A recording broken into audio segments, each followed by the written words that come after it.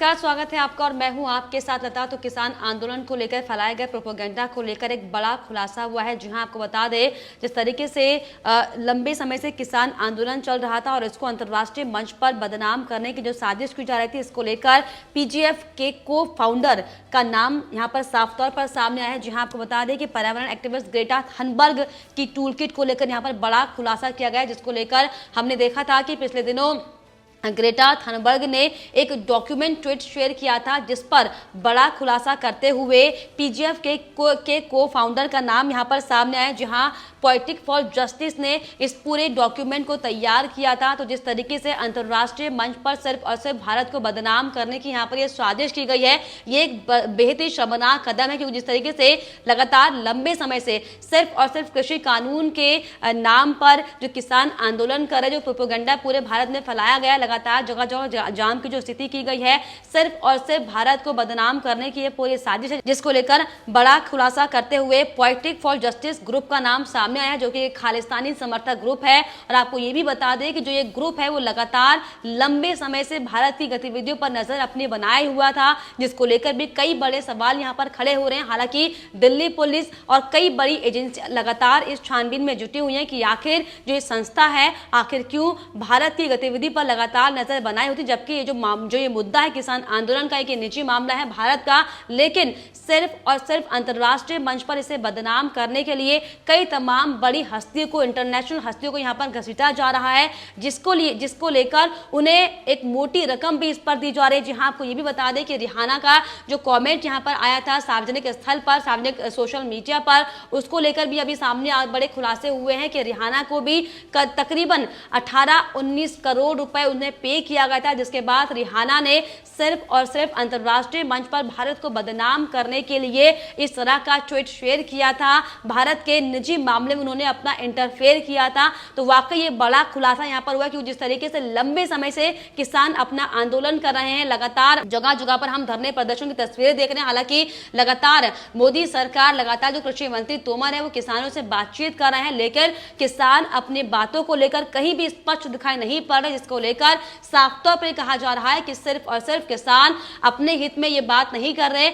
उन्हें जरूरी कोई बरगला रहा है, किसी के निशाने पर, किसी के इशारे पर वो काम करें। क्योंकि जिस तरीके से लगातार किसानों की तरफ से जो बयानबाजी सामने आ रही है, वो एकदम अस्पष्ट स्थिति को बयां कर रहे हैं। क्योंकि जिस तरीके से लगातार सरकार ये कह रही है कि हम हर स्थिति में तैयार हैं किसानों की बात मानने को, लेकिन किसान अपनी बातों को आगे रखे तो सही, लेकिन किसान अपनी बातों को आगे नहीं रख रहे हैं, क्योंकि उनके सिर्फ ये मंशा है कि वो सिर्फ और सिर्फ किसी के इशारे पर काम करें और सिर्फ और सिर्फ भारत को बदनाम करने का काम करें, जिसको लेकर कई खुलासे अहम यहां पर बार बार हो रहे हैं। और आपको यह भी बता दूं कि पोएटिक फॉर जस्टिस ने पूरा ये डॉक्यूमेंट तैयार किया था और ग्रेटा थनबर्ग ने किसान आंदोलन से जुड़ा जो डॉक्यूमेंट हम सभी ने देखा था, उन्होंने ट्वीट में शेयर किया था, उसको पोएटिक फॉर जस्टिस ने ही, इस ग्रुप ने ही तैयार किया था। और आपको यह भी बता दें कि यह भी जानकारी मिल रही है कि पोएटिक फॉर जस्टिस के को फाउंडर मोहम्मद धालीवाल, जो कि भारतीय सुरक्षा एजेंसियों की नजर में भी हैं, और उन्हीं के इशारे पर यह पूरा काम किया गया। जानकारियों के मुताबिक आपको यह भी बता दें कि मोहम्मद धालीवाल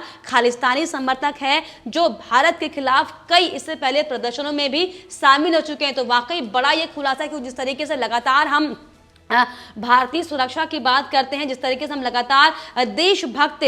बातें करते हैं, लगातार हम इसमें तुले हुए हैं कि हम किस तरीके से अपने भारत की सीमाओं को सुरक्षित कर पाएं, लेकिन कुछ ऐसे असामाजिक तत्व हैं, कुछ ऐसे अराजक तत्व हैं जो लगातार बाहरी लोगों से मिलकर अपने देश में फूट डालने का काम कर रहे हैं। और उसका जीता जागता उदाहरण आज सामने है, क्योंकि जिस तरीके से लगातार कांग्रेस के ऊपर भी यहाँ पर कई बड़े सवाल खड़े हो रहे हैं। क्योंकि जिस तरीके से राहुल गांधी बेवजह मौके पर बेमौका वो विदेशों का दौरा करते हैं, इसको लेकर भी कई सवाल खड़े हो रहे हैं कि आखिर क्यों राहुल गांधी बेवजह विदेश का दौरा करते हैं। जिस तरीके से लगातार मोदी सरकार पर वो कमेंट करते हैं कि वो क्यों नहीं यहाँ पर इंडिया में रहकर वो काम करते हैं, तो ये भी सवाल के सामने आ रहे हैं कि क्या राहुल गांधी का भी इसमें हाथ है। क्यों जिस तरीके से इंटरनेशनल जो लोग हैं, जो हमारे देश से जो बाहर के लोग हैं, वो लगातार हमारे इस निजी मुद्दों पर अपना हस्तक्षेप करें, जो कि वाकई बेहद निंदनीय ये मुद्दा है। लेकिन इसी बीच बड़ी बात यहाँ पर यह है कि जिस तरीके से लगातार किसान आंदोलन को लेकर अहम तथ्य सामने जो आ रहे थे और इसी को लेकर अब एक के बाद एक सच सामने आ रहा है, जिसमें इसी कड़ी में ये भी बात सामने आई है कि अब जो खुलासा हुआ है उस पर पीजेएफ का नाम साफ तौर पर सामने आया है और को फाउंडर मोहम्मद धारीवाल इस पूरी पटकथा को रचने में उनका नाम सामने आया। हालांकि आपको ये भी बता दें कि दिल्ली पुलिस ने अपनी तरफ से लगातार पूरी तरीके से छानबीन वो कर रही है और उसने गूगल को एक मेल भी किया है कि वो इस जो ये संस्था है इसका आईपी एड्रेस दे ताकि वो पता लगा सके कि आखिर किसके इशारे पर ये पूरी पटकथा जो है वो रची जा रही है और कौन है जो किसानों को लगातार भड़काने का काम कर रहा है। आपको ये भी बताते चले कि मोहम्मद धालीवाल कनाडा के वैंकूवर में रहता है और उसका चाचा खालिस्तानी आतंकी भी रह चुका है जिसे पंजाब पुलिस ने 1984 में एनकाउंटर में मार गिराया था। आपको ये भी बता दें कि 26 जनवरी 2021 को भी धालीवाल ने कनाडा में स्थित भारतीय कॉन्सुलेट के सामने प्रदर्शन किया था और ये कहा था कि असली लड़ाई भारत के टुकड़े करना है। तो आप साफ तौर पर इस स्टेटमेंट से ये अंदाजा लगाया जा सकता है कि आखिर जो ये धालीवाल है ये किसी के इशारे पर काम कर रहा है, क्योंकि लगातार ये भारत को तोड़ने की बात कर रहा है, लगातार खालिस्तानी समर्थक ये रह चुका है और लगातार बड़ी बात यहाँ पर यह है कि जब से किसान आंदोलन शुरू हुआ किसानों की हर एक गतिविधि पर इसकी नजर है और आखिर क्यों ये लगातार नजर बनाए हुआ है, जबकि एक निजी मामला है और साफ तौर पर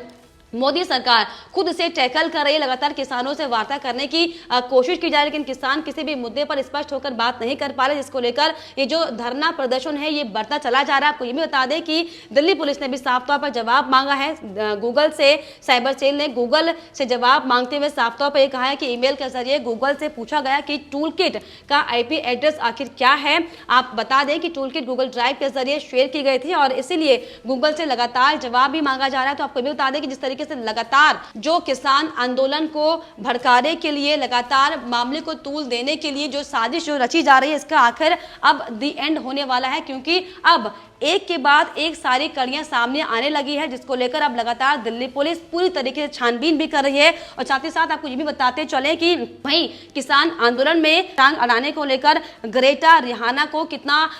खामियाजा इसका भुगतना पड़ा है, क्योंकि जिस तरीके से लगातार वो इंटरनेशनल मंच पर आधी अधूरी बातें वो कर रहे थे, इसको लेकर उनकी जग हंसाई तो हो ही रही है, लेकिन फिर भी वहां पर ये बात ये सामने आती है कि आप किसके इशारे पर आखिर क्यों एक मोटी रकम लेकर आप भारत को बरगलाने का काम कर रहे हैं, कौन इसके पीछे किसकी साजिश है, इन सब की फिलहाल जांच हो रही है। साथ ही साथ आपको ये भी बताते चलें कि pop star Rihanna, Greta Thunberg समेत दुनिया भर की कई सेलिब्रिटीज के किसान आंदोलन का समर्थन करने पर भारत की मशहूर हस्तियों ने करारा जवाब दिया है, उनको मुंह की खानी पड़ी है। दोनों को जो कि लगातार इंटरनेशनल मंच पर भारत को बदनाम करने की कोशिश यहाँ पर कर रहे थे और इन हस्तियों में राजनेता, बॉलीवुड इंडस्ट्री के कलाकार, क्रिकेटर्स आदि भी शामिल हैं। आपको ये भी बता दें कि इसके अलावा भारतीय विदेश मंत्रालय ने भी दो टूक कहा है कि किसी भी मुद्दे पर कोई कमेंट करने से पहले आप पूरा ज्ञान लेकर आए और उसके बाद ही तथ्यों की जांच के बाद आप किसी भी सार्वजनिक मंच पर इस तरह के कमेंट करें। आपको बता दें दरअसल रिहाना ने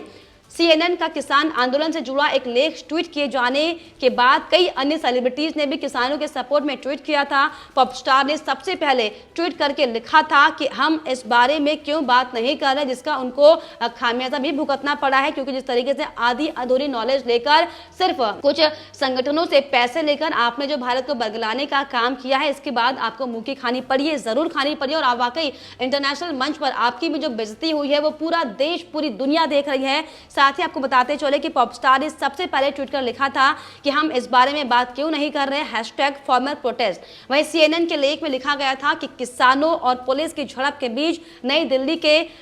आसपास भारत ने इंटरनेट बंद किया। इस ट्वीट के बाद ट्विटर पर वे काफी समय तक ट्रेंड भी करती रही और उसके बाद आज सुबह से उन्हें विभिन्न जगत की हस्तियों ने बिना नाम लिए जमकर उन्हें सुनाया है, उन्हें मुंह की खानी पड़ी है। और यहाँ हम आपको बता दें कि उन हस्तियों के बारे में बताने जा रहे हैं जिन्होंने इन विदेशी हस्तियों को करारा जवाब दिया है। जी हाँ, आपको बता दें कि राजनीतिक जगत से रिहाना, ग्रेटा आदि को जवाब देने वालों में केंद्रीय गृह मंत्री अमित शाह ने भी साफ तौर पर जवाब दिया। निर्मला सीतारमण, JP नड्डा आदि इसमें शामिल थे। अमित शाह ने साफ तौर पर पर ट्वीट करते हुए लिखा कि ये कोई प्रोपेगेंडा भारत की एकता को नहीं तोड़ सकता, कोई प्रोपेगेंडा भारत को ऊंचाइयां प्राप्त करने से नहीं रोक सकता। भारत का भाग्य कोई प्रोपेगेंडा नहीं केवल प्रगति तय करेगा। मैं प्रगति के लिए भारत एक है और साथ है। वहीं जेपी नड्डा ने भी इसका जवाब देते हुए साफ तौर पर लिखा कि भारत के खिलाफ दुष्प्रचार करने और देश की गलत तस्वीर पेश करने के खिलाफ हम सब एकजुट होंगे। तो जिस तरीके से लगातार अंतर्राष्ट्रीय मंच पर साफ तौर पर सिर्फ और सिर्फ भारत को बदनाम करने के लिए जो साजिश की जा रही थी, इसका साफ तौर पर यहाँ पर खुलासा हो चुका है। क्योंकि जिस तरीके से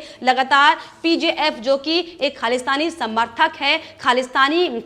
समर्थक होने के साथ साथ वो लगातार भारत की एक्टिविटी पर लगातार अपनी नजर बनाए हुए है, जिसको लेकर लगातार छानबीन भी की जा रही है। लेकिन बड़ा सवाल यहाँ पर यह है कि आखिर कौन है जिसके इशारों पर ये तथाकथित किसान काम कर रहे हैं। क्योंकि जिस तरीके से किसानों की अगर हम बात करें तो किसान सिर्फ अपने घरों में बैठकर खेती किसानी कर रहे हैं, लेकिन यहाँ पर सड़कों पर जो हुड़दंग मचाने के लिए आ गए हैं ये तथाकथित किसान है जो सिर्फ और सिर्फ किसी के इशारों पर काम कर रहे हैं। लेकिन आपको ये भी बता दें कि बहुत जल्द ही इनका गेम भी खत्म होने वाला है, क्योंकि अब पुलिस को पूरी कड़ी सामने आने लगी। क्योंकि जिस तरीके से लगातार किसानों के नाम पर चाहे विपक्षी पार्टियां हो चाहे अन्य दल हो लगातार राजनीति करते हुए दिखाई पड़ रहे थे, लेकिन अब जो अंतर्राष्ट्रीय स्तर पर जो सिर्फ और सिर्फ भारत को बदनाम करने की यहाँ पर जो कोशिश की गई थी, इस पर बड़ा सवाल ये खड़ा होता है कि आखिर कौन वो शख्स है जो लगातार इस तरीके की पटकथा को रच रहा है, जिसको लेकर दिल्ली पुलिस भी लगातार छानबीन में जुटी हुई है। और अब जल्द ही ये सामने आ जाएगा कि आखिर इन किसानों को, इन खालिस्तानियों को, इन तथाकथित किसानों को कौन समर्थन करा और किसकी आड़ में ये लगातार पूरे देश में गुंडागर्दी करने को उतारू हो रहे हैं।